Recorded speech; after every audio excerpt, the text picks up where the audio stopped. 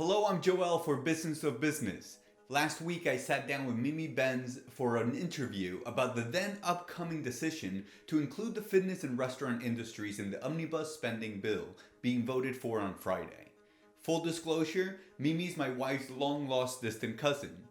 Just yesterday, it was reported that these industries will continue to go unassisted after being some of the most deeply impacted by the pandemic. Two industries so closely tied to our health are being abandoned when it comes to government assistance. How does Mimi see this affecting us going forward? Check it out. Welcome, Mimi, to the Business of Business. Thank you for having me. Happy to be here. Tell me a little bit about the sweat cycle idea, like how everything came about, but most importantly, the sweat cycle community. Yes, I founded the company in 2011. We started in a very small space. The idea of heated spin came to me in 2010. And at the time, nobody was doing any heated workouts except for yoga studios. So it was sort of like a scary idea to a degree. So when we opened, we started with half non-heated, half heated. But by end of year two, we phased out all non-heated classes because of demand. The demand for the heated classes was intense. So we rebranded ourselves as a heated cycling studio. By 2015, we outgrew our space and moved to a larger facility, added 2 more locations in 2018, started drafting up franchising plans as part of 2020 plan, our growth plan. But COVID hit. But as far as the community goes, I feel like that's what I'm most proud of when it comes to the business. I feel like we're very rooted in community, and I think that's what really connects people to the business is just the vibe of the place and just the philosophy about the importance of community and how we all are here to support one another and achieving our goals. So. And I think, it has a family vibe also here. So it's very warm and welcoming. It's warm Absolutely. in the hot room, but it's warm everywhere else too. We try to make it, warm and happy. Yeah. That's awesome. Yeah, it's something that you can really feel when you go in. I haven't been in years, but like when you go in, but also like in the social media and in the, the things that people post, it's very, very much like a family feeling, and it's really cool.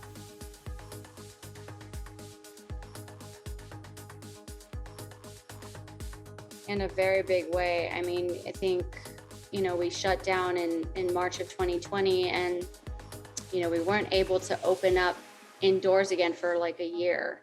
So we had to get creative. We had to, use outdoor space. We, pitched a tent in our parking lot and, started doing classes outside. We did some pop-ups at different venues outdoors. We did the digital thing. We launched our online streaming platform 10 days into the shutdown.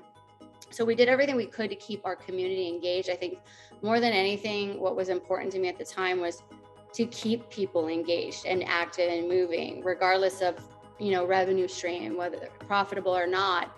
I didn't want to lose touch with our people. I wanted to keep our trainers, in front of people as much as I could, and our riders moving, because, it was very abrupt, as everyone remembers. It was just, and everybody kept saying, oh, it's just gonna be 2 weeks. Oh, a couple more months, and I'm glad that we took charge right away because we literally didn't stop.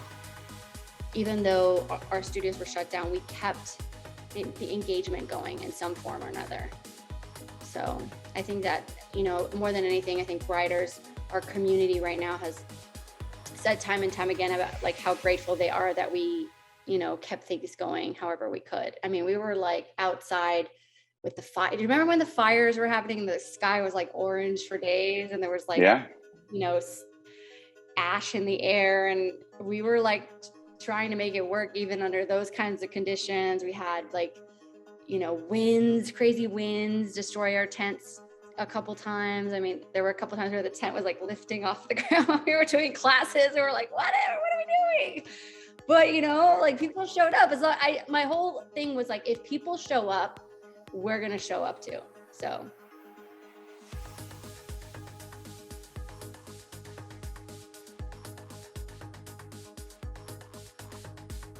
Well, when we were outside, I think that we could only put 20 to 30, it was like 20 or 30 bikes outside under the tent, spaced out with 6 feet of, I think we even did 8 feet of distance, so that people were like really, and we never really filled the bikes the whole, I want to say there was a few classes here and there where we'd have filled bikes, but I think the revenue dipped down like 70% for us. So the revenue stream just like, before the pandemic, we had, classes filled with wait list ongoing week to week. We had a very strong, steady growth pattern of 30% year to year. Our plan was to franchise. We had everything in line to do that. So, we were really successful and very busy, and the future looked really bright for us. So, that's where we're at.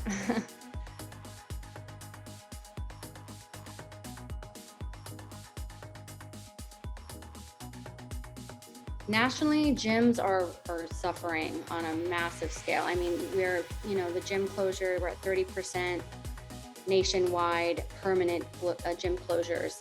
And I think California is probably the hardest state when it comes to like fitness and the restrictions that they've sort of put in place. And also, I think ultimately it just comes down to aid. Our industry as a whole has not received any dedicated relief. We had access to the PPP program and the EIDL program, but no grants. And as many may or may not know, if you're fully shuttered, PPP isn't really useful, because you don't have a lot of payroll to account for. And, the appeal of the program is that, you get forgiven because you can, prove that you spent all that money on your payroll. But if you're fully shuttered and not operating, I mean, I had some level of operation going on, but any other gym that didn't have a parking lot, for example, to utilize, being completely shuttered, the PPP is somewhat useless to those businesses. So I think ultimately, if you are based in California, Los Angeles specifically too, if you're a gym, you're, in hot water for sure.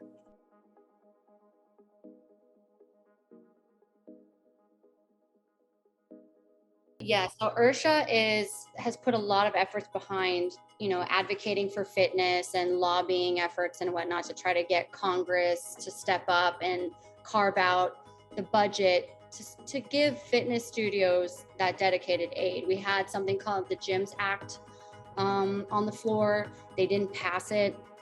So now our last, ditch effort is to kind of get something carved out in this next budget planning that they have scheduled. And so, we're all holding our breath for this. I mean, I think that they've really overlooked fitness in a big way. I mean, restaurants got 2 rounds of federal grants, the shuttered venue grant, as you know, theaters and live performance venues, and those industries also got grants, federal grants given to them. Fitness has not. And we were forced to remain closed the longest out of any other industry within California especially. So, I think that the government needs to step up and really help.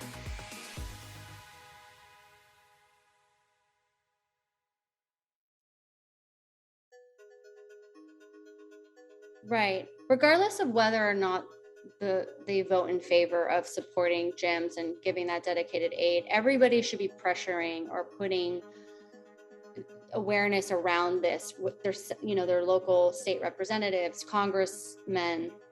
The IRSHA has done a great job of creating a one-click campaign. You can go to their website, click the button, and it literally figures out who your representative is, drafts that letter for you on your behalf, and you just click send. And so we need as many people doing that as possible, even after the vote, because if it's in their face constantly, the more, power in numbers, if you will. So yeah, we need to keep advocating.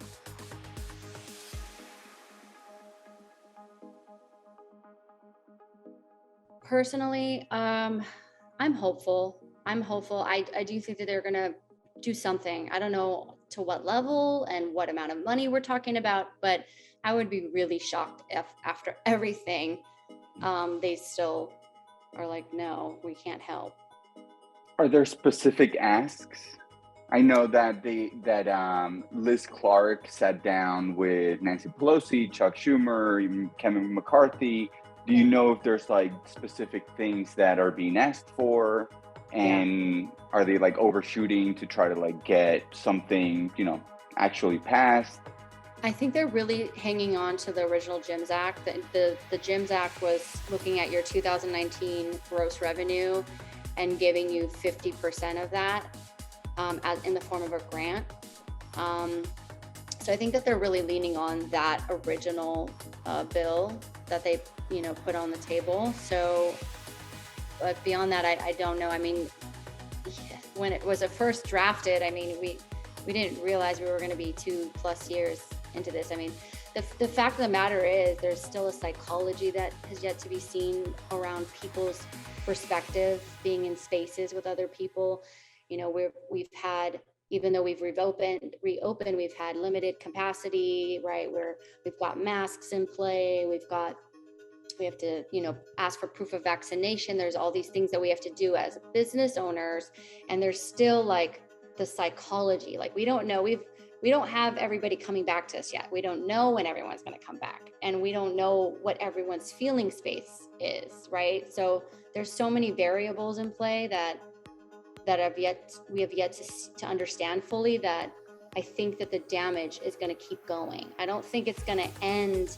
Like, let's say, LA City decides, okay, we're done with the mask mandates, everybody bye-bye masks. There's still like a psychology around the trauma from COVID, there's trauma there. So I think that they need to understand that even though we're moving out of this to a degree, these businesses have been damaged long-term. And there's going to be a lot of time that needs to pass for us to be able to really fully grasp and understand the long-term effects, I think right now, from overall what I'm picking up is that studio owners are just fried, everyone's just fried. I think it's going to be a minute until everyone's excited about something again.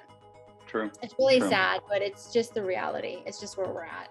And I think right now, more than anything, what we are doing for each other is just like letting us vent to one another. And then also the fact that we're doing things like these campaigns makes us feel like we're not just laying down and taking it, we're trying to take, use our voice in some sort of way. But I think more than anything, it's just being like, hey girl, how are you? Are you doing good? What I've been doing, I've been taking my team to other studios. Like we did a one at this yoga studio locally. She just celebrated her 5-year anniversary. And so we went and took a class, and I paid for all my staff members to take the class. And I've been going to like Lift Society, which your wife is going to join me on Saturday too. But I like, that's she told me she can't do Saturday. She told me that I have to tell you that she can't do Saturday, but so she'll have to reschedule. But yes. Okay, all good. We'll figure it out. But I've been trying to take people to other studios to help them. You know what I mean? So that they get new customers and also just show support from others. Other studio owners. Yeah, I think that's the way it feels genuine to me to do it that way right now. Maybe down the road when we're all like, we're doing it great again, then we could do like this competition and be like, make it fun. But right now, everyone's just like so done, so tired. Yeah, it's gonna be great. The future's bright. Just gotta stay positive. Gotta stay positive. I gotta count your blessings every night before I go to bed. I literally, I take a minute because it's so hard not to be like, this is unfair. This is not right. Why is it like this? This is what it used to be like. Look where we're now. I take a moment and I literally say, thank you for the house, the roof over my head, these beautiful children that I have, this amazing husband, this community of people, regardless wherever we are, in this studio, not in this studio, these people. It's about the people and the blessings. I have a fridge with food I can eat, the simple things in life that we take for granted on a day-to-day basis. Just reconnecting to that locks it in for me, Otherwise, it's like it gets sucked into the negativity, and it's like it's not productive. So Let's talk a little bit more about that. You brought in the mental health aspect, and you're in an industry that has been proven to be very closely tied with mental health and the benefits of working out and fitness in general with depression. So it's kind of weird that there hasn't been more of a emphasis on helping this industry. Yes. I don't want to get sucked into the like conspiracy theory world, but like it really is hard not to go there when you're like, wait a minute, the statistics show and prove that fitness is a solution to so many things here. We're talking about depression. We're talking even in relation to COVID, keeping your immune system strong and intact is vital to, lessen the impacts of COVID if you contract it, right? So, I mean, it is a little dumbfounding to me to think about it from that perspective. Like, we're keeping people locked inside, no access to sunlight, vitamin D, that's another thing. They've been linked to COVID. They don't have access to gyms. They have to lean on, digital workouts. So we all know that I think most people by this point in time are pretty burnt out on trying to work out at home, on a screen. So it's just, I don't understand it myself. I would think that there's more risks doing other things besides working out and like around other people, going grocery shopping or, there's lots of places we could go to where there's like high touch areas. You don't see someone spraying down the surface every 2 seconds or every box or can on the shelf. And yet we as studio owners, we are diligent. I mean, we've spaced out our classes to a degree where we have a full hour to clean in between classes, and it's like, you start to wonder. Yeah. That's huge. Yeah. Wow. Because that takes half of the day, half of the possibilities of classes away. That, and it increases your staffing costs, so your overhead expenses are going up and, the amount of money you're spending on, cleaning supplies and disinfectants and, masks and sanitizers and UV. I mean, we even got UV light machines, to like clean the rooms and stuff. So yeah, it's wild for sure.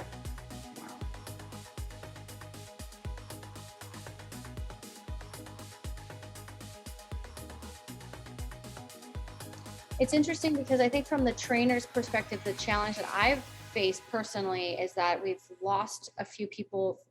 They moved out of state. They left California. So I've lost people to that. Then there's a psychology, there's a burnout, people are burnt out in their lives in general. That's the ongoing theme I'm seeing. And they don't really want to work as much. They don't want to teach as many classes. They don't want to work that many hours. So that's been some of the challenge for me, is just to get people to want to work, because people are in a funk, people are just not in a good space. That's the reality of our world right now. And then I have had to scale back on my, front desk staff. We used to have like 2 people downstairs, 1 person upstairs. I've had to cut it down to like 1 person a shift, which is really stressful, because that 1 person has to tackle a lot more tasks during their shifts. So, and that's just because we're trying to cut where we can, to save where we can, because every month we're just losing money. So, it's a challenge. There's multiple things going on at once, I think. So, yeah.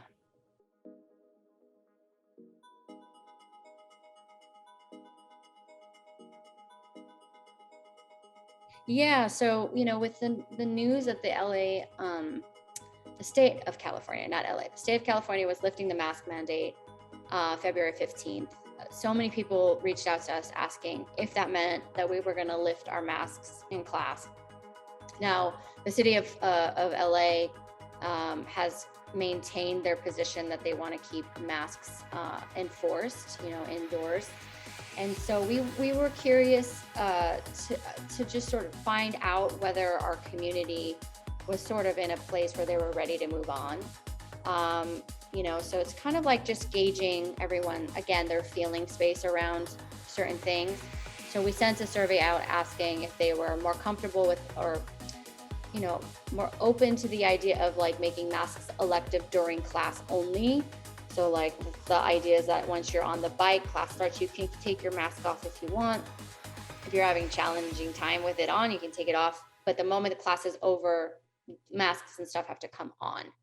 So that was the survey, and the results all mainly large majority of people want masks to be elective. So I think the general consensus is just everyone's just over it and ready to kind of move on, with their lives. And it's sort of it's gotten to the point where it's like we all have to make our own decisions based on our feelings about things and our own like common sense, like if we're feeling like we're coming down with something, maybe isolate, or if you're feeling really strong and ready to just do a workout without a mask on, you know what I mean? And you just make the decision. I think enough information is out there now for us to make our own educated decisions on what works for us.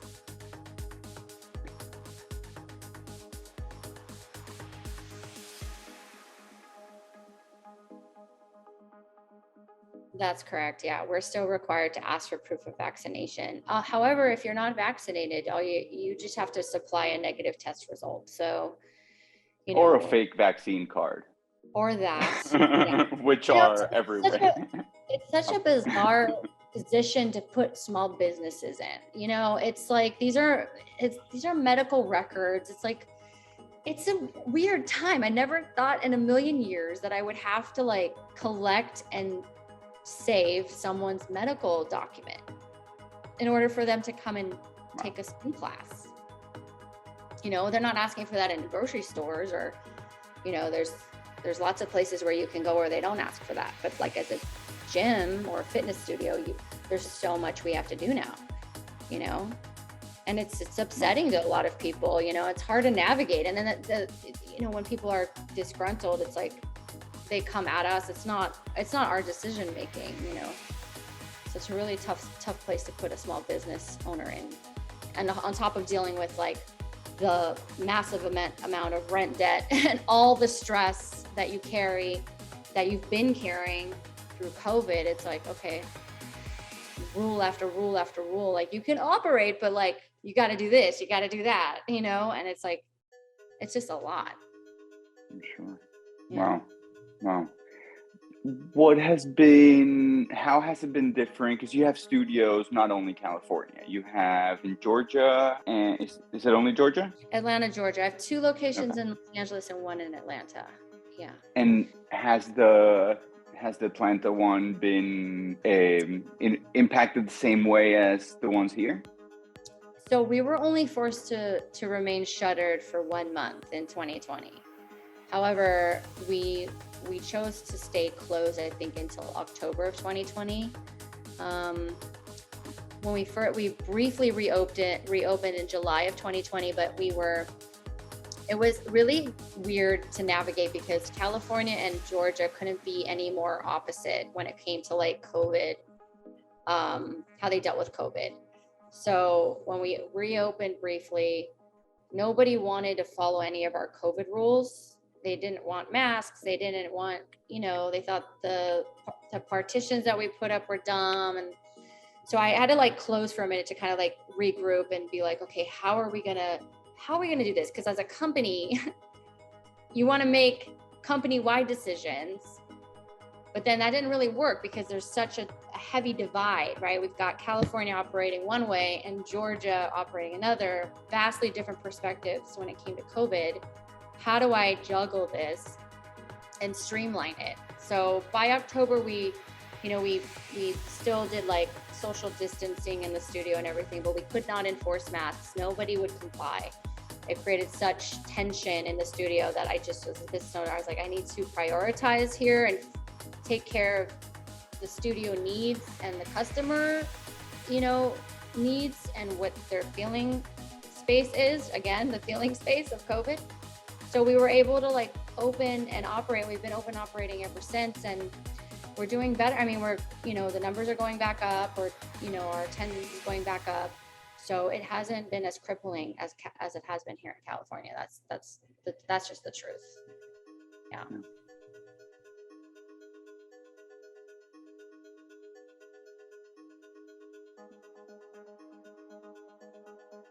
So Save Our Gyms, this is an URSHA campaign. However, I got introduced to all of this through, I think early into COVID during the shutdown, there were a couple of fitness studio owners that I knew that connected me with this group of owners that were having monthly meetings to sort of collaborate and discuss the issues at hand.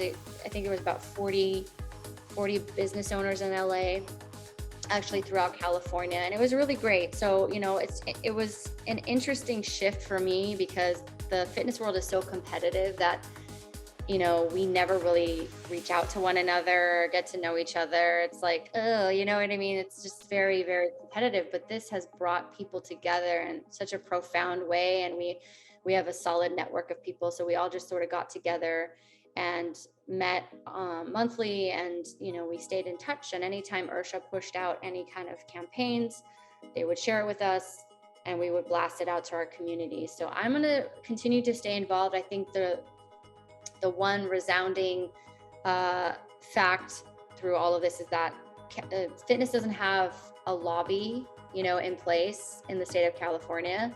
And what we've all learned the hard way is that you have to pay to play in government. And, if you don't have a strong lobby in place, it's so much harder, and there's so much more work involved with getting a bill passed or, advocating for a certain industry. So, I think that if the energy now is very much focused on ensuring that in the event, God forbid, this ever happens again, we have a place at the table, our voices will be heard and recognized, and we will, learn from this experience.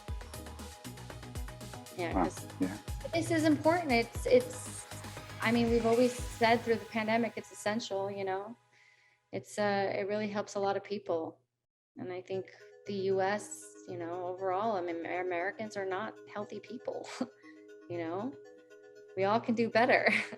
And like fitness provides those spaces for people to show up and do better for themselves, So Mimi, thank you so much for talking to us today, Thank you. and all the best. Thank you. You too.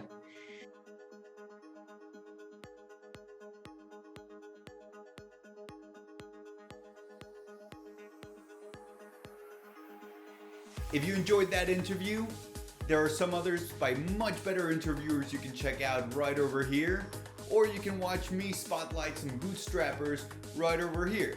And if you haven't yet, subscribe to our channel. Here, subscribe right now. It's easy. Just click that right there. Just click it.